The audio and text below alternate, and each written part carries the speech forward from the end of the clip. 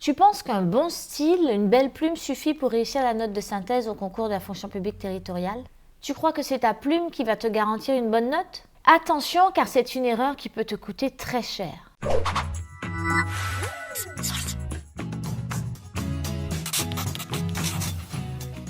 En réalité, la réussite pour la note de synthèse se joue au moment de la prise de notes, au moment où on relève les idées essentielles du dossier documentaire. Et je vais t'expliquer pourquoi. Si tu es comme beaucoup de candidats pour les concours de la fonction publique, lorsque tu fais une note de synthèse et si on te demande quelle est ta méthode pour prendre des notes, tu relèves comment les idées, toi? Tu diras écoute, je sais pas, je fais ça au feeling en fait. En effet, beaucoup de candidats en fait abordent cette partie de l'épreuve de façon désorganisée, de façon désordonnée. C'est une erreur parce que c'est à ce moment-là, c'est au moment du relevé des idées, au moment de la prise de notes, que va se jouer la qualité du rendu et du travail que tu vas faire à l'avenir.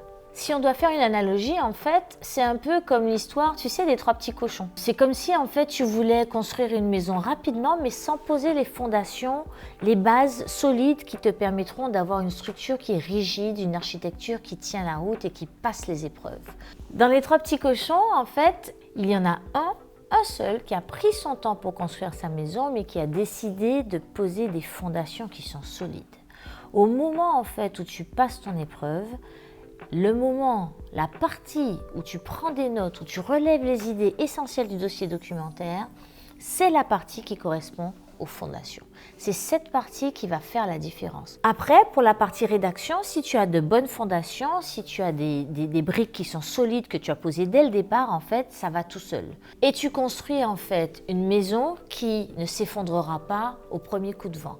Tu construis une note de synthèse qui a de bonnes fondations et qui ne s'écroulera pas dès que le correcteur cherchera si elle est de nature à répondre aux exigences. En résumé, le relevé d'idées, la prise de notes, c'est ta fondation. C'est elle qui te permet de rédiger une copie qui est solide, qui tient debout, qui passe le temps et les épreuves.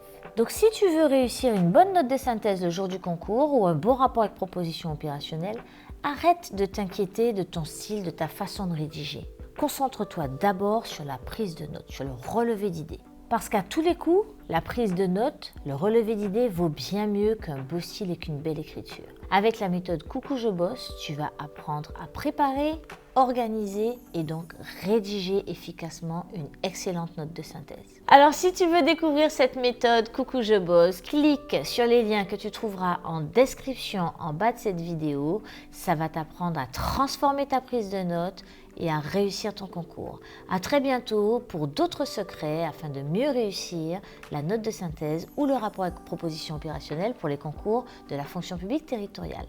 À bientôt.